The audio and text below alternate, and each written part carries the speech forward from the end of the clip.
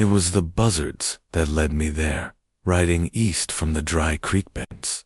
I spotted Emma slow, black spiral, above the cottonwoods. Could have been a dead steer, maybe a mountain cat left to rot.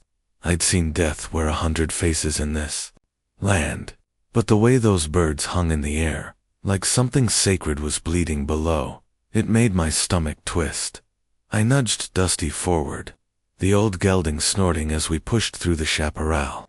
The sun was merciless, crawling down my back, like a fever. A wind blew hot off the rocks. The cottonwood appeared just past a split and the ridge twisted, like God had struck it crooked with lightning years ago. And there she was, a girl, Apache. Couldn't have been more than 12, hung from a low limb by her wrists, rope, slicing so deep into her skin I could see bone in one spot. Blood crusted at her temple, bare feet dangling inches above the dirt, flies crawling across her lips, and above her, nailed into the bark in rusted spikes, was a sign. Big block letters smeared in tar, "White man don't forgive." I didn't think, I didn't plan. I just dismounted and ran to her, cut the rope with my belt knife. She collapsed like a shot rabbit limp, silent. Her breath was shallow. I pulled the gag from her mouth and wiped her lips with my sleeve. Her eyes fluttered open wide, black, watching me without blinking. She didn't cry, didn't speak, didn't trust me. Hell, I didn't blame her. New Mexico Territory, 1878. The land, don't forget. Every gulch and canyon out here holds a memory, some blood spilled, some grave unmarked. Folks talk about taming the West, but truth is, it ain't meant to be tamed, just survived. I'm Colt Halpern, fought for the South in the war, then wandered west with nothing but a saddle and a soul I didn't much want. Tried my hand at silver in Arizona, lost a finger and half my hope. Bought 100 acres near Sand Ridge and planted fence posts in dirt too stubborn to feed much more than regret. No wife, no children, not anymore. So why the hell was I carrying this half-dead Apache child across my saddle, risking everything I had? Maybe 'cause I knew what it meant to lose everything. Maybe 'cause I'd seen too much death in this lifetime. Maybe 'cause I was tired of riding past what needed doing. Her skin was red-burnt from the sun, darker in patches from dried blood and bruises. Her lips were cracked, tongue swollen from thirst. Her wrists were a mess raw meat where the rope had held her up. I didn't know how long she'd been there. A day, 2, but she hadn't screamed, hadn't begged. That kind of silence, ... It don't come from peace. It comes from hell. We rode for hours, slow. Dusty did most of the work. She didn't say a word, didn't even move. Just leaned against the horn of the saddle, her head resting on my old blanket, like a bird about to die. I glanced down at her every few minutes, checking for signs she was still breathing. Each time, I caught those eyes, wide, hollow, like looking into the bottom of a dry well. The sun was dipping low by the time we reached my ranch. Nothing fancy, just a log house with a tin roof patched in 5 places, a half-collapsed barn, and a chicken coop that the foxes kept getting into. I hadn't had company in years, not the kind that stayed. I lifted her down slow, careful not to hurt her wrists, and carried her inside. Laid her on the bed my daughter used to sleep in. That's when it hit me, the smell of the shawl, still tucked under the pillow, faint and floral, and 15 years gone. My throat tightened. I looked at this girl, this ghost I'd pulled from a tree, and something broke open in my chest. I thought was buried.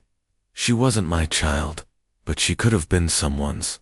I boiled water, cleaned her wounds, bandaged her wrists with torn strips from my old uniform shirt. She flinched once when I touched her. Anklet was swollen, sprained, maybe broken.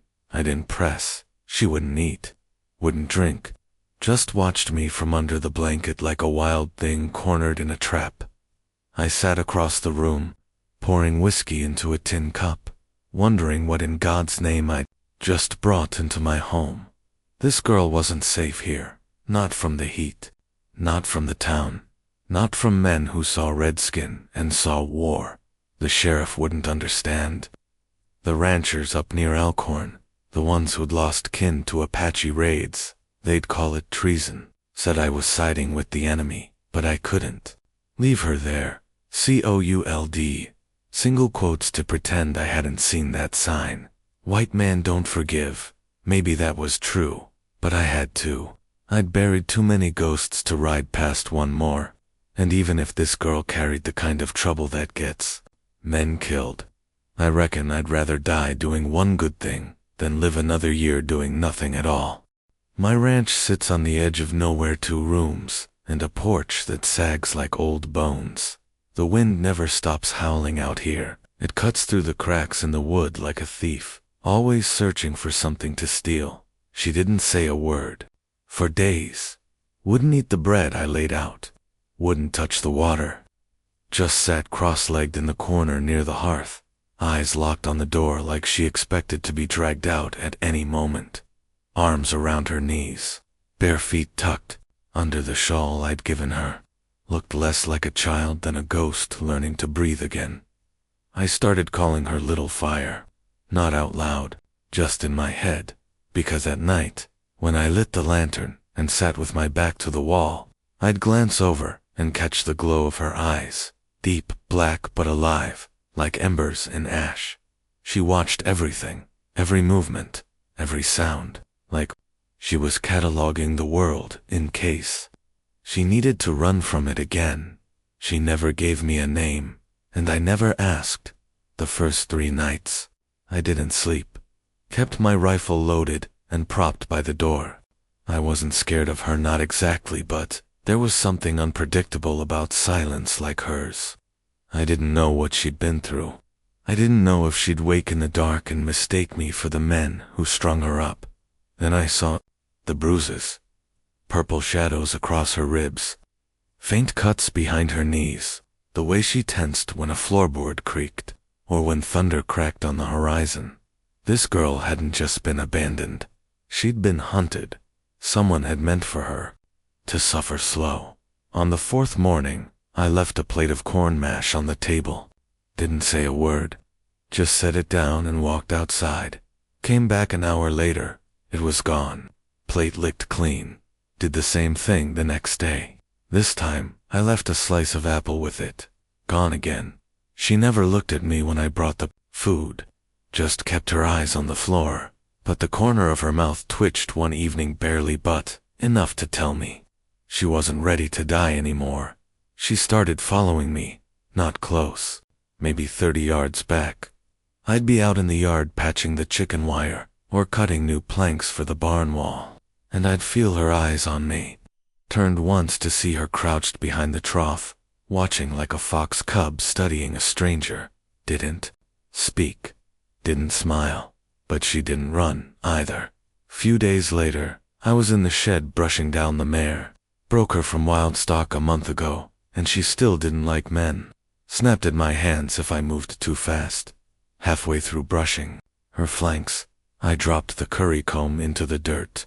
Before I could bend to grab it, there she was, quiet as smoke, picking it up and offering it to me. Eyes down. I didn't say thank you. She didn't wait for one. She just turned and left. But something in the air changed that day. Like the wind. Shifted directions. That was the first time the fire in her didn't look like it was burning her alive. Nights were still hard. She slept on the edge of the bed, wrapped tight in that same blanket. I never touched her. Never got close. I didn't dare. Instead, I sat in my old rocking chair with a bottle of rye and the photograph I hadn't looked at in months. My wife Sarah smiling, despite the heat. My daughter, Mabel, clutching a cornstalk, taller than her, proud as any soldier. Both gone now. Fever ripped through the county 5 winters back. Took half the valley. Took all I had worth loving. Since then, I'd kept my doors locked, and my words few. Talked to the chickens more than I talked to people. I was just a shadow with boots on, and now, here was this girl. Not asking for anything. not needing anything, just surviving. Same as me. A week passed, I started leaving things for her outside an apple, a whittled figure of a fox, my daughter's old red ribbon. Each morning, one of them would be gone. Sometimes, the ribbon reappeared, braided into her hair, when she thought I wasn't looking. She never spoke, but I'd catch her humming, sometimes soft, broken melodies like lullabies made of smoke. One afternoon, I came back from mending the north fence to find the porch swept clean. She was on her knees, scrubbing the old pine boards with a rag and water from the well. Didn't say a word, just nodded once when I passed by. It nearly broke something in me. That night, the wind picked up again. I lay in bed, staring at the ceiling, the fire burning low. In the silence, I heard her breathing from across the room, steady, soft, alive. And I remember thinking, maybe that was enough. Maybe saving just one thing in this broken world counted for something. She didn't need my protection. She didn't even need my kindness. She just needed space to be a person again. And that, I could give. It started with the tracks. 4 sets, deep, fresh, cutting straight across the dry wash like they didn't care who saw them. I found them while checking the cattle pen's hoofprints wide apart, riders moving fast. An hour later, I saw the smoke. Just a thin ribbon on the far ridge, curling into the sky like a warning. By sundown, the wind carried the scent-burnt mesquite, scorched cloth, and underneath it all, the iron tang of blood. The sheriff rode in 2 days later, spurs jangling like judgment, face sunburnt, jaw locked tight. Was a settler family, he said. One of the new ones, out by Elkhorn. I didn't ask what happened. He told me anyway. Father scout, wife shot in the gut, little girl, gone, might have been taken. I leaned on the porch rail, my fingers wrapped around the edge like it might splinter under the weight of what I knew was coming. They say it was Apache, he growled. Come down from Black Mesa. I didn't say nothing. Didn't need to. He narrowed his eyes at me. Funny thing is, someone said they saw a red girl near your ranch. They came at dawn. 5 riders. Local, some I recognized, some I did. One was young Tom Callan, who used to bring me hay before his brother got bushwhacked 3 years back. Another was Nate Whitleron, the mercantile, and always had more grit in his mouth than sense. They weren't here for talk. Rifles across their saddles, faces hard. I heard them before I saw them, hooves pounding like war drums down the trail. By the time I stepped out with my coffee, they were already at the gate. I didn't reach for my rifle. Not yet. Tom spat into the dust. You hiding her, Halpern? I met his stare. Let the silence hang between us until it tightened like rope. Ain't your business what I do on my land. Whitlow stepped forward, sneering. That ain't just a red girl. That's a war message. You've seen the sign. White man, don't forgive. She's one of them. You don't know what she is. Don't gotta. I know what her people did. They pushed past me without warning, boots thudding on dry ground, dust rising like ghosts around their heels. I didn't stop them, not at first. Let them walk right through the yard, right past the chicken coop, past the water barrel where she sometimes sat in the mornings watching the sky. But when one of them, Whitlow, turned toward the shed, hand resting on the butt of his Colt, that's when I raised my Winchester, fast, clean, barrel, aimed steady at the center of his chest. He froze. Every man behind him did too. I kept my voice level. If you aim at her, you better aim at me first. The sun beat down hard. Sweat trickled down the side of my neck. My knuckles went white on the stock. For a long moment, no one moved. The wind kicked up. Somewhere far off, a hawk cried out over the hills. Then Tom Callan lowered his rifle. Damn it, Colt, he muttered. You gone soft. I didn't answer. Didn't blink. Finally, Whitlow stepped back, spat in the dirt. She's gonna get you killed, Halpern. I racked the lever on the Winchester. Slow, audible. Then she'll have company. They left in silence, rode off in a line, dust rising behind them like smoke from an old battlefield. I stood there until the last hoofbeat faded. Only then did I lower the rifle. That night, I found her sitting near the fire, back to the wall, knees drawn to her chest.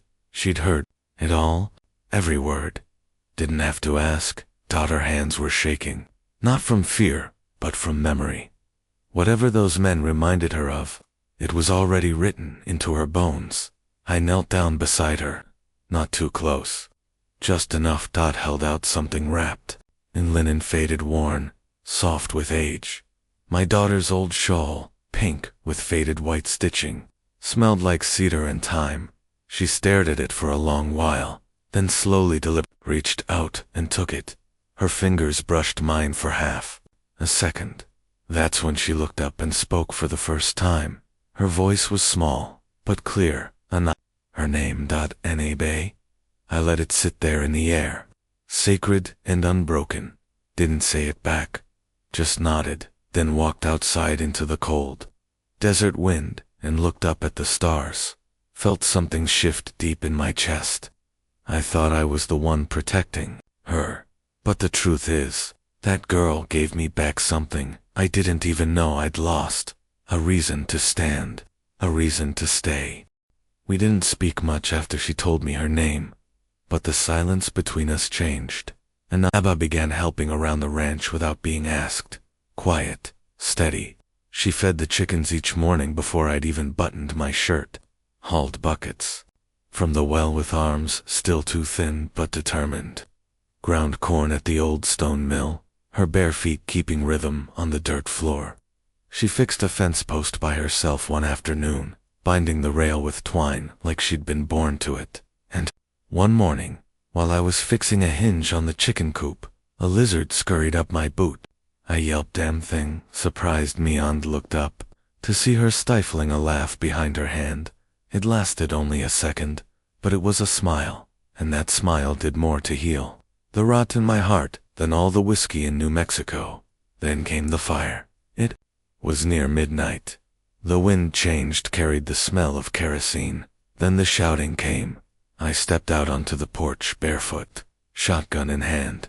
I could see their shapes on the ridge, 5 of them again, maybe 6 this time. Flames flickered at their backs like devils dancing on their shoulders. "She's a killer's child," one of them shouted. "Bring her out, help her, before we burn you both." They didn't wait. They lit the barn first. Flames roared up like a funeral pyre. My horse shrieked from inside, and my gut twisted. Wood cracked. Heat rolled across the yard in waves. Inside the house, Annabelle stood frozen. Her eyes didn't move. She didn't cry. She knew this kind of night. I handed her the rifle. "The canyon runs north," I said. "Stay low. Stay fast. Don't stop for nothing, you hear?" She looked at me. Just once. And then she nodded. She didn't argue, didn't try to be brave. She just ran. I stepped out front and cocked the shotgun. My knee ached. Old war injury. My hands trembled more than I liked. They came in slow lanterns, swaying rifles. Up Whitlow was leading this time. His eyes were wild with something more than hate, something desperate. Maybe fear, maybe pride, too brittle to bend. "This ain't your fight, Halpern." "It is now," I said. Then I fired. Dropped the man to his left like a sack of wheat. That's when the air cracked open, bullets whistling past my ear. I took one in the leg, hot metal searing flesh, dropped to one knee. Fired again. They kept coming, but not fast. Not all at once. They wanted to scare me out, burn me down. They thought I'd fold. Then came the sound that stopped them cold. The rifle shot from the ridge. Sharp, clean. One man screamed and fell backward. Another shot. Then silence. They turned, confused. And there she was, an ABA silhouetted against the firelight. Standing tall, hands steady, eyes fixed.